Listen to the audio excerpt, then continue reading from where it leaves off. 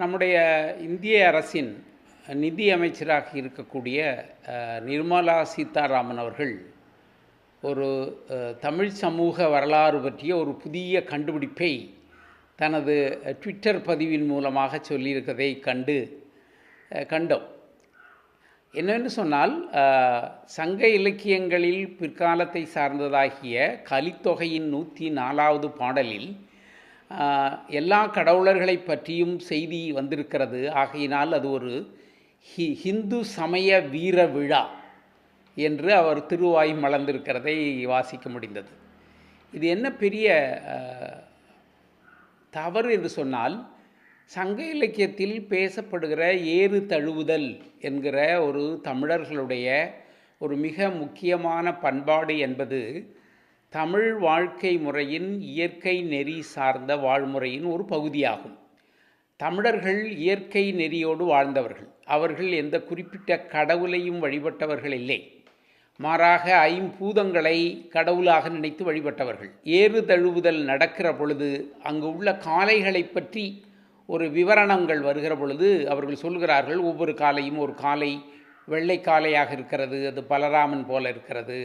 இன்னொரு காளை திருமாலை போல கருப்பு நிறத்தில் இருக்கிறது. இன்னொரு காளை செவலையாக சிகப்பு நிறத்தில் சிவபெருமான் போல இருக்கிறது, முருகன் போல இருக்கிறது. இப்படி என்று சொல்லி இந்த கடவுளர்களின் பெயர்களை சொல்லி அப்படியான நிறமுடைய காளைகள் என்ற குறிப்பு தான் அந்த பாடலில் வருகிறது.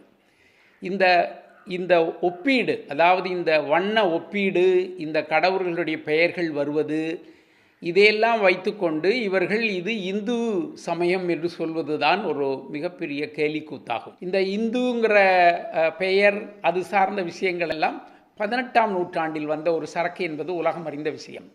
இப்படி பேசிக்கொண்டிருக்கிற இந்த நவீன இந்துத்துவவாதிகள் என்ன செய்கிறார்கள் என்று சொன்னால், இந்த பழைய பிராமண மதத்தை ஒரு இந்துத்துவ மதம் என்று சொல்லுகிறார்கள். அந்த இந்துத்துவ மதத்தை இந்துத்துவா என்று சொல்லுகிறார்கள். அதை ஒரு மத வெறியாக வெறி பிடித்து இன்றைக்கு கட்டமைப்பதற்கு துடித்து கொண்டிருக்கிறார்கள். அதற்கு தப்பான சங்க இலக்கியம் பற்றியோ, தமிழில் உள்ள ஏறுதழுவுதல் பற்றியோ, கலித்தொகையில் ஆயர் குல மக்கள் குறவை பாடுகிற பொழுது அந்த தன் வீட்டில் வளர்ந்த பெண்ணுக்காக அவர்கள் திருமணம் செய்வதற்கென்றே ஒரு காளையை வளர்த்து அந்த காளையை அவர்கள் ஏறுதழுவுதல் செய்து அதை அடக்கிறவனை திருமணம் செய்து கொள்கிற ஒரு தமிழ் மரபு, வீர மரபு, இது பற்றியெல்லாம் அடிப்படை அறிவே இல்லாமல் அந்த காலத்தில் இந்த திருமால், முருகன், இந்த மாதிரியான சிவன், இந்த பெயர்களெல்லாம் அறியப்பட்ட பெயர்கள். கிபி 7ஆம் நூற்றாண்டு 8ஆம் நூற்றாண்டில் அந்த பெயர்களை அந்த இலக்கியத்தில் அவர்கள் ஒப்பிட்டு சொல்லுகிறார்கள். இவர்களுக்கு என்ன பெரிய கொடுமைன்னா, திருக்குறளில் ஒரு இந்திரன் அப்படின்னு வந்துட்டா ஏதோ ஒரு இந்திரன்கிற சாமியை சொல்லிட்டாங்க, அப்படி நடியோன் அப்படின்னு சொல்லிட்டா உடனே திருமாலை சொல்லிட்டாங்க அப்படின்னு. அதெல்லாம் இல்லை. அந்த இந்து மத வெறி எங்களுடைய பழைய சங்க இலக்கியங்களில் இருக்கிறது என்று சொல்லக்கூடிய ஒரு மிக மோசமான அடிப்படை வரலாறு தெரியாத ஒரு பார்வை என்றே நான் இதை பார்க்கிறேன். இவர்களுக்கு என்ன சொல்ல வேண்டும் என்று சொன்னால், நீங்கள் சொல்லுகிற இந்து மதத்திற்கும் இந்துத்துவாவுக்கும் சைவத்துக்கும் வைணவத்துக்கும் எந்த ஒட்டும் இல்லை, உறவும் இல்லை. அது வேற தமிழ் மரபு சார்ந்து வந்த ஒரு விஷயம். எவன் சொன்னான் சைவம் வைணவம் அதெல்லாம் இந்து மதத்தைச் சேர்ந்ததென்று?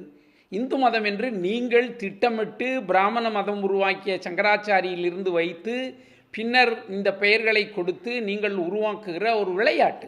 இந்த விளையாட்டை இயற்கை மரபு சார்ந்த உருவான, தமிழ் செந்நெறி மரபு சார்ந்து உருவான சைவம் வைணவத்தோடு இணைத்து அது இந்து சமயம், அதில் சொல்லப்பட்டிருக்கிறதெல்லாம் கலித்தொகையில் இருக்கிறது என்று பேசுகிற இந்த மரபை நான் மிக வன்மையாக கண்டிக்கிறேன். இது வரலாறு தெரியாதவருடைய பேச்சு. இது தமிழ் சமூகத்தினுடைய சங்க இலக்கியங்கள், தொல்காப்பியம், அது சார்ந்து உருவான மரபு, இயற்கை வழிபாட்டு மரபு, அது சைவம் வைணவமாக எப்படி உருப்பெற்றது என்பதான மரபு. இந்த எந்த மரபுகளை பற்றியும் கவலைப்படாமல் இவர்கள் இன்றைக்கு பேசி வைத்திருக்கிற இந்த விஷயங்களை அவற்றில் கொண்டு ஏற்றி வரலாற்றை மிக பிழையாக பேசுகிறார்கள். அது அவர்களுடைய மத வெறியை வளர்ப்பதற்கான ஒரு வேலையாகவே நான் கருதுகிறேன். உடனுக்குடன் செய்திகளை தெரிந்து கொள்ள சன் நியூஸ் பெல் ஐகானை கிளிக் பண்ணுங்க.